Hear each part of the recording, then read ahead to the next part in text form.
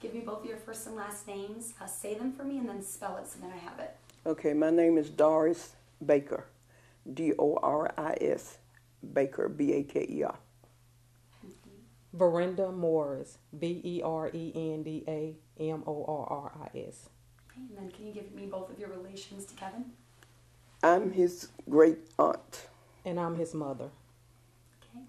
So if we wanted to start, can you guys tell me how you both are holding up with all of this?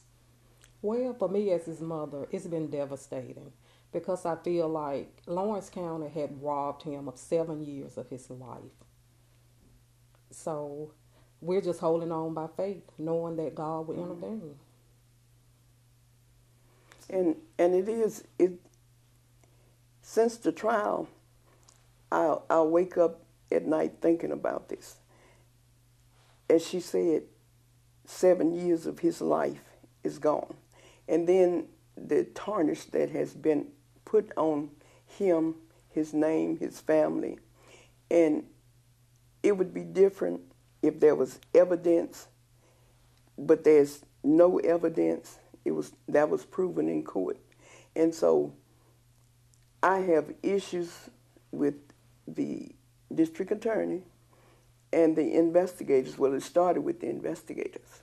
And if they had did what they were supposed to do, I don't think we'd be sitting here now with this situation hanging over us and him sitting in jail 7 years and his life is just being tarnished. Yeah, for the trial, have you guys been there present with him for this entire time? Has this been something that you guys have been showing up for to support him? Every day, yes. Every day until we were put out. What day? It was Friday where a couple of the victim's family tried to assault one of the witnesses for the defense. That was this past Friday, you said? No. Friday before. Friday before last. Mm-hmm. Oh, wow. And then the judge cleared the court and said we couldn't come back. And that hurt me because he needs to know that we are there. And then she needs to know that her family is there to support her. And we showed up in large numbers, but one bad apple, as they said, spoiled the whole thing. Absolutely. And I'll ask you a little bit more in-depth questions, but with the hung jury, what was your initial reaction to that? Go ahead. Actually, me on the hung jury, I was actually shocked because after the judge was giving them the law to the jury, to me it was just clear as day. You cannot convict anyone on capital murder on circumstantial evidence. And the state, that's all they had. And it was just hearsay. And their main witness, he was a felon. And then come to find out that the investigator said he spoke with him several times and he had no information. And then he get charged with criminal mischief, burglary, and armed robbery. And he stated in court that he pled guilty because they didn't have no evidence, but then they bumped his charges down. And so that's like paying him to tell these lies, because to me, you can't just take my word for it. You got to have some proof. And from what was told in court, there was nothing. The young man that did the testifying, he was just going off of what he wanted to say. He was nervous. He yawned the whole time. And then when he wasn't yawning, he was rocking. If I'm going to tell you the truth, then I can sit here, look you in the face, and I can tell. And he didn't. He got caught up in a lot of stuff. Yeah, and who was this one specifically? Webb. Brandon Webb. Mm-hmm. Okay. And to me, if you've already been in trouble, and he had been in trouble before, if you've already been in trouble, you done did this, that, and the other, kind of got away with a lot of stuff, then how can you put any confidence in what he's saying? And then he said that when when Neil and Sean showed up at his house, he said they were drunk. But then on the video from the ATM, Neil was there trying to get his PIN number. He had on a plain white shirt, and you didn't see nothing on his shirt. You didn't see no evidence of him being drunk. Sean was in the car, and if you as drunk as he said they was, he couldn't have been driving. And then that time period is what really told the story, because the ATM showed them there, showed the time. They left there, they went to Muscle Shoals, and they couldn't have did anything. And then the witness say when he was there at the trailer, they left walking. Well, that means that he went in the trailer, or did he go in the trailer? Okay? And then others was going in the trailer. So if they left walking, how can you say that they're the ones that did the shooting? And then getting back to Neil, they let him go. If two people is involved in something, then both of them get charged, okay? But they charged him, then they let him go. So what do we have here? Yeah, I mean, and this is 7 years. We're not talking a few months. No, 7 years. 7 years.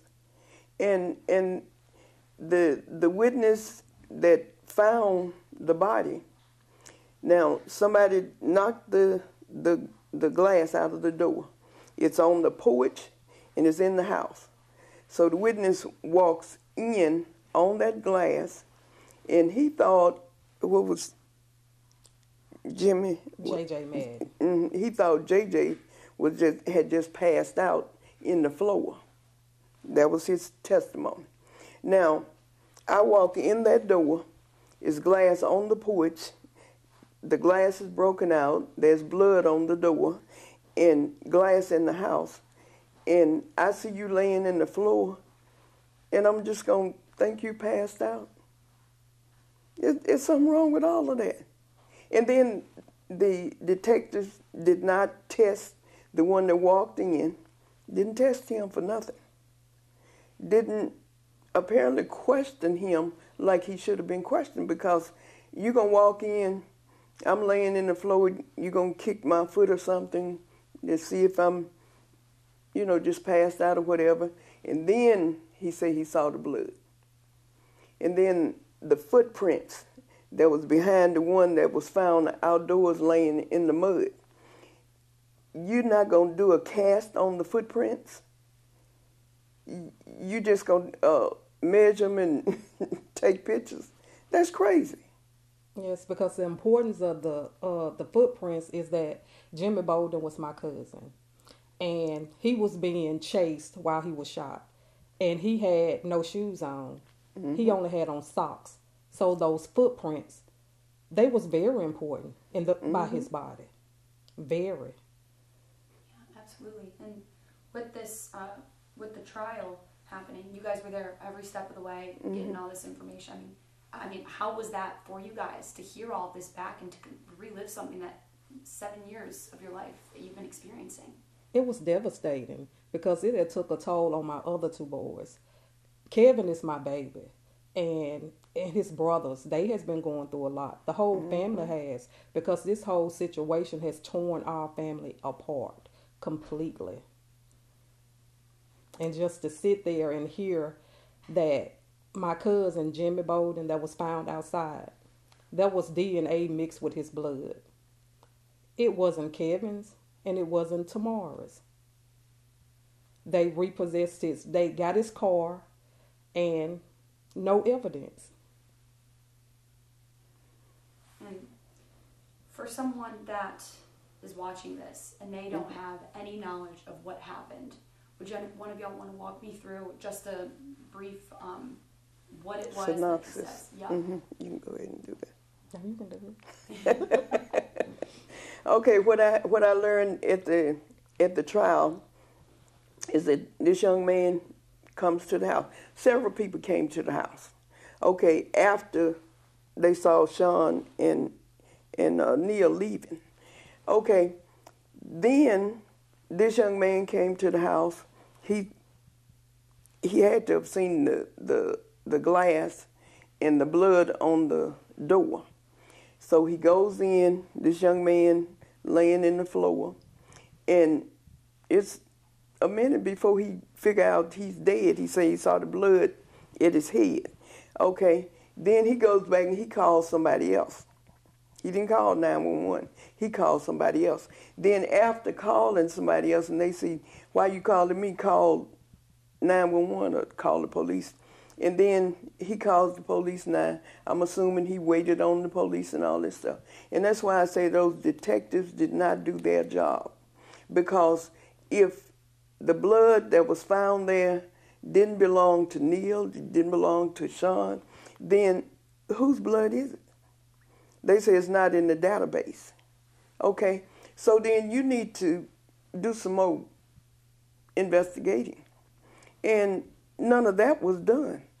Okay, and then here this door with the glass, you walking on it, and all this stuff. The first thing I would have done was sit him down and said, hey, you sit there. And then I would have tested his hands for gun residue. I would have tested him. And then I'd have questioned him in depth, but they didn't do that. And I feel the reason they didn't do that is because you got 2 black men dead, and then we're going to charge somebody black with this murder. And so these lives doesn't matter, but they should. And to them, they don't matter because they didn't do their job. And then if the district attorney had looked at this and says, well, I don't have enough evidence, y'all need to go back, y'all need to do this, you need to do that. And maybe by now, 7 years, you'd have somebody in custody that did the killing. Not a young man that you done messed up his life, ruined everything that he could have been in 7 years. And that's the thing that I think will be so crazy for people to hear, is that 7 years for something that, you know, they don't have, as you're saying, evidence for. Mm-hmm. And it's just kind of hard to grasp that they can keep this. The legal system is allowed to keep someone for 7 years. Mm-hmm. And no evidence. They tested his shoes. They said there was glass under his shoes, but that glass didn't match the glass that was on the porch or in the house. So why are you holding him? Why are you putting his family through all of this torment?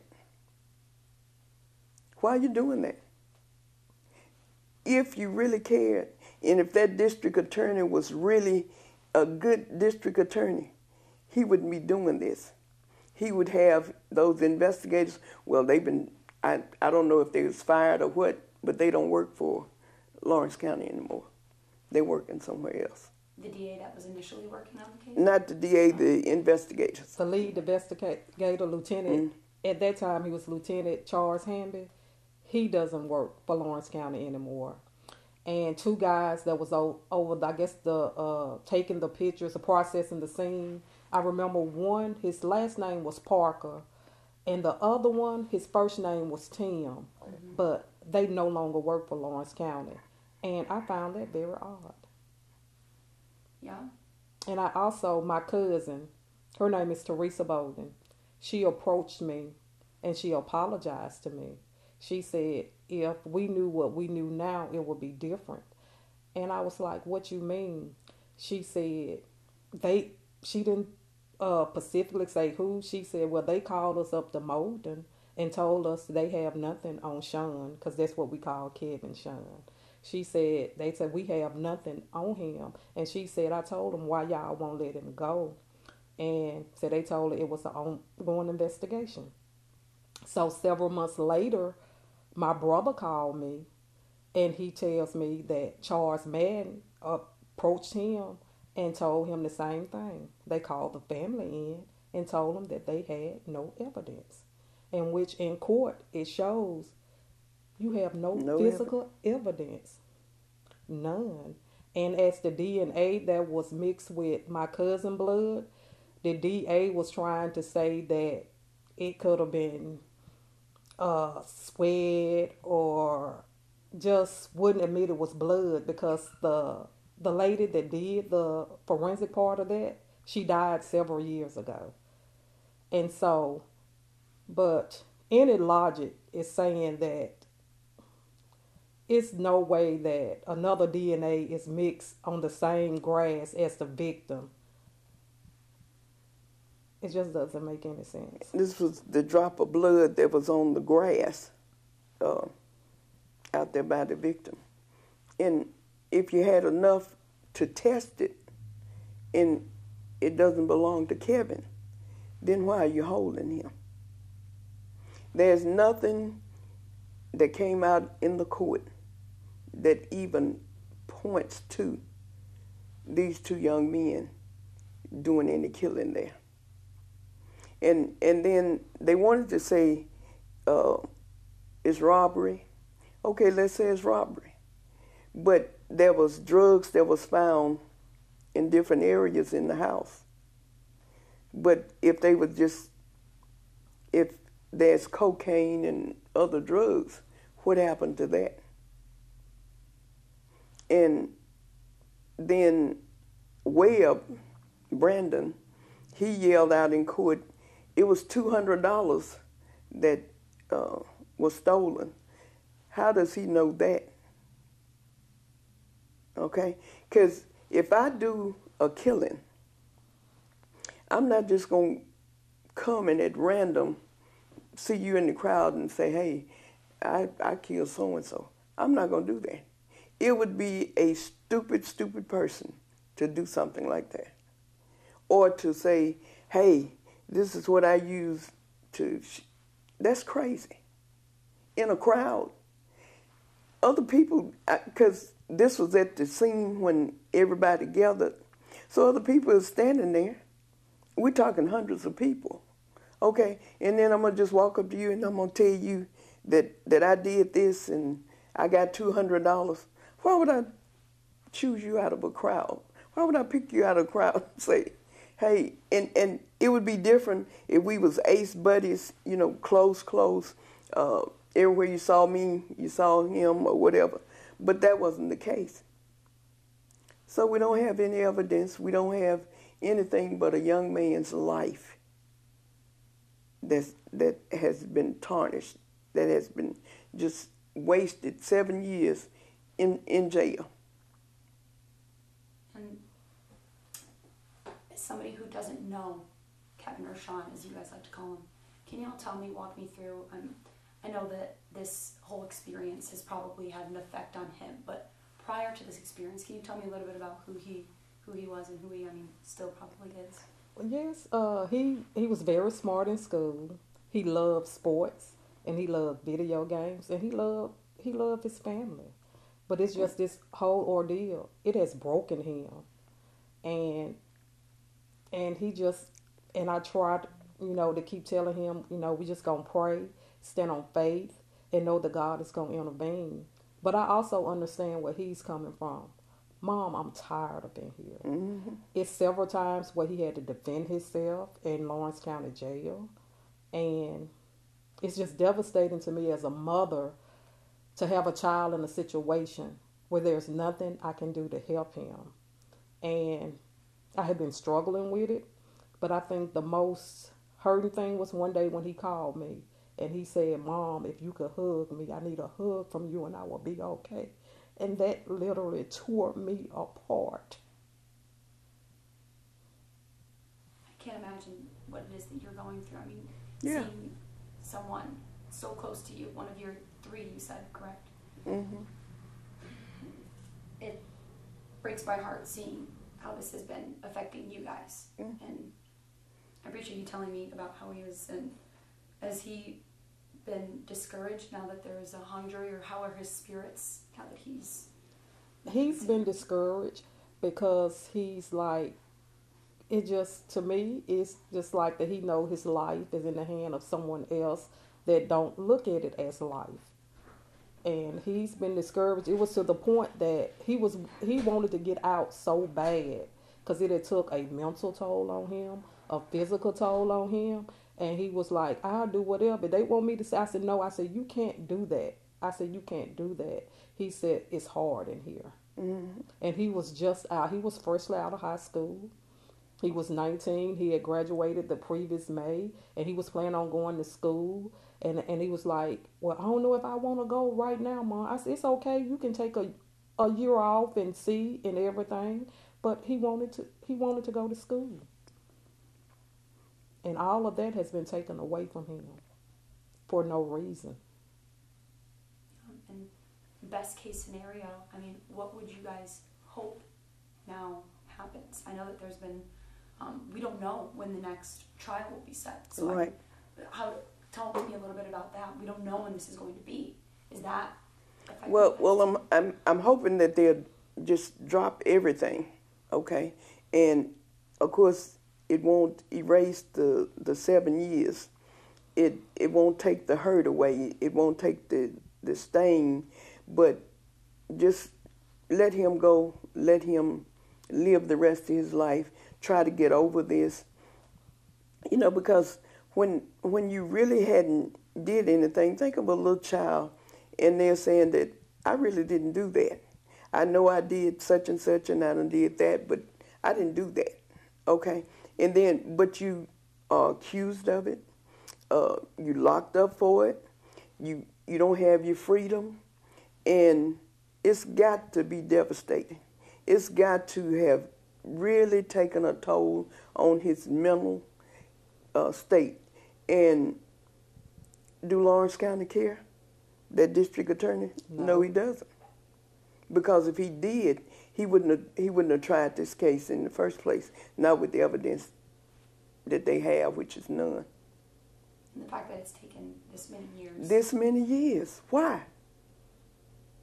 And even though he was charged and say he'd been there for a few months, and we still don't have anything. All the testing is back and all this, and we still don't have anything. But you're still gonna go forward with this? Why?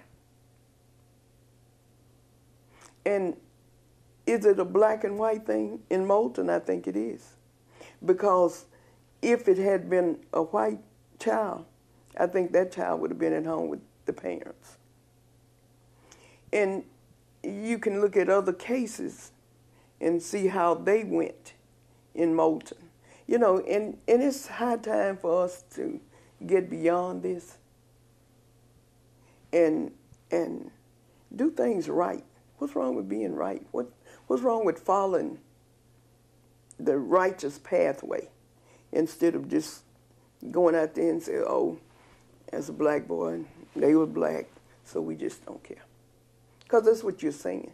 That's the picture that you have painted in front of everybody. And I'm saying, because if the detectives had did more, they would have had some evidence of whoever did this crime.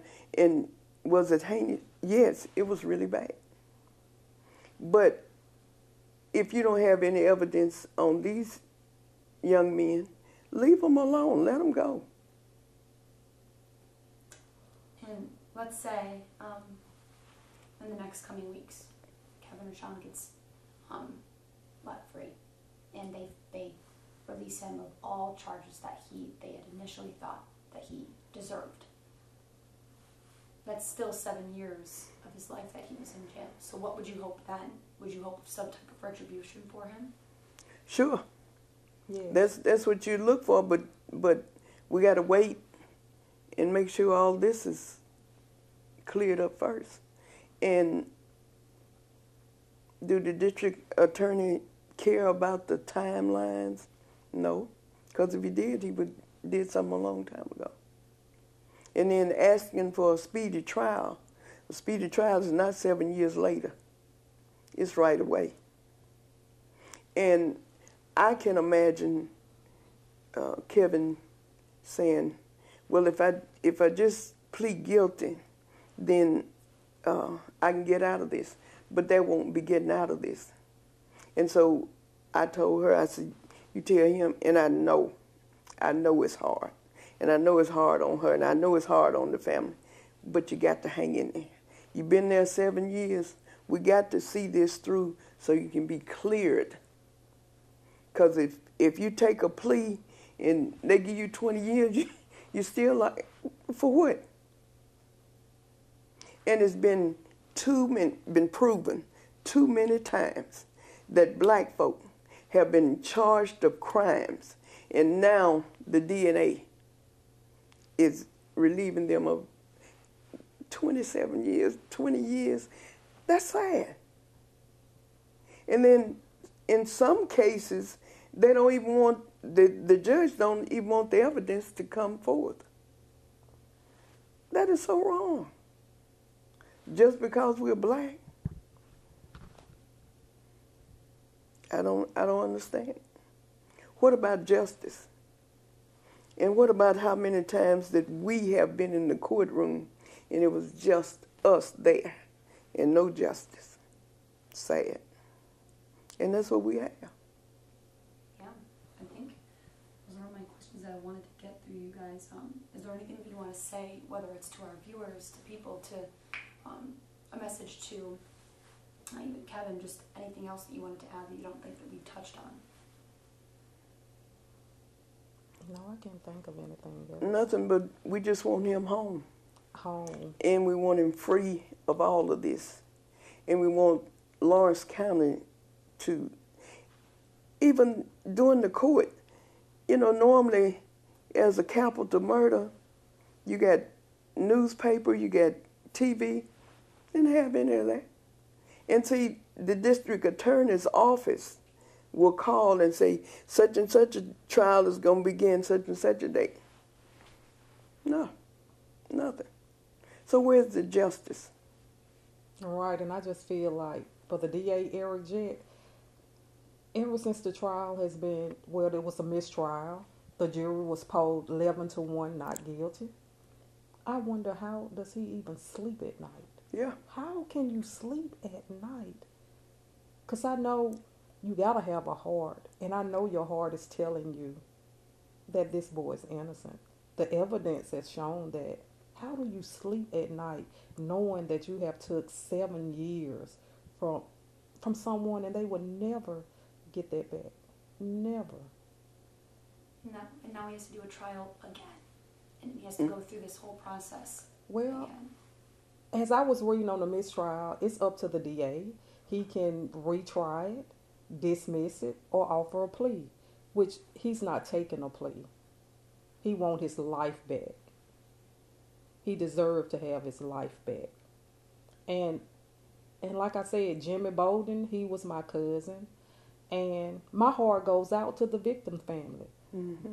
I want them to have justice.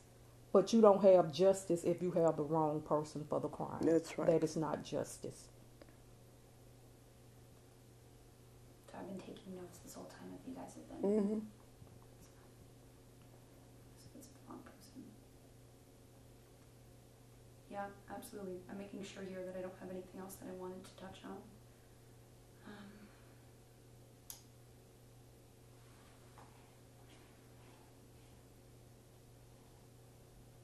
I think that's all I needed to ask, if that's all you guys wanted to say.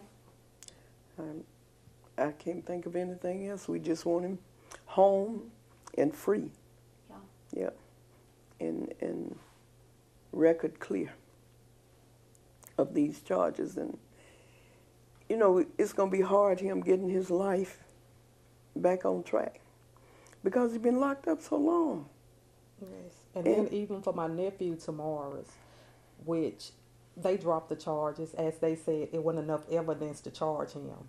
But he stated that him and Kevin was together the whole time. Not only that, the state witness also testified to that. So if you don't have enough evidence to charge both of them, how do you charge just one? Mm-hmm. And now Tamaris, he can get a job. And a lot of jobs will hire you and wait for your background to come in. As soon as his background come in, that shows up. Because in the state of Alabama, when you are charged, you have to go to court and be found not guilty to get it expunged off your record. So he can get a job and work 2-3 weeks, and as soon as his background come back, they have to let him go. Mm-hmm. Yeah, couldn't even imagine the after effects. I mean, it's one thing to, hope for him to get out, but yeah, it's a whole nother monster, the after effects. Yes, it is. Well, see, the laws need to be changed here in Alabama, and this Emerald thing that's going on now. You got people lives is hanging in the balance, and these young men's lives is hanging here, and you have tarnished them. You did this, okay, and it should be, whereas you can undo some of the damage that you've done. But where's the law that will help them? They are victims now, okay? And who made them the victim? Lawrence County DA, okay? That's and like she said, how can he sleep at night? It doesn't bother him because these are black folk. And it should be where you got laws that'll take care of stuff like this, but you don't. And then when you go to court and try to get restitution for your 7 years or your 20 years or whatever, it's a uphill journey because you got to fight it all the way. And why? Alabama is one of the worst places to live, and especially in these little rural areas. It's sad. Would you say that you think the legal system has failed? Yes. Yes, most definitely. And hopefully all things go well and for you and your family. But yeah, up until now I feel as though that's exactly what you've been saying this whole time, is that the legal system has failed you. The legal system has failed. And how can they have, because see, it boils down to not just being the district attorney, but it's the whole county. You got the county commissioner. What are you doing? You're looking at these situations. You need to do something about him being district attorney, okay? Somebody needs, he doesn't need to be there, let's say that. And the way he carried himself, conducted himself in the courtroom, no. I wouldn't even give him a C+. No. There's just certain things that you don't do. And he knew the law, or he should have known the law when he entered that courtroom with this case. Absolutely. Yeah. And it's like he doesn't really know the law.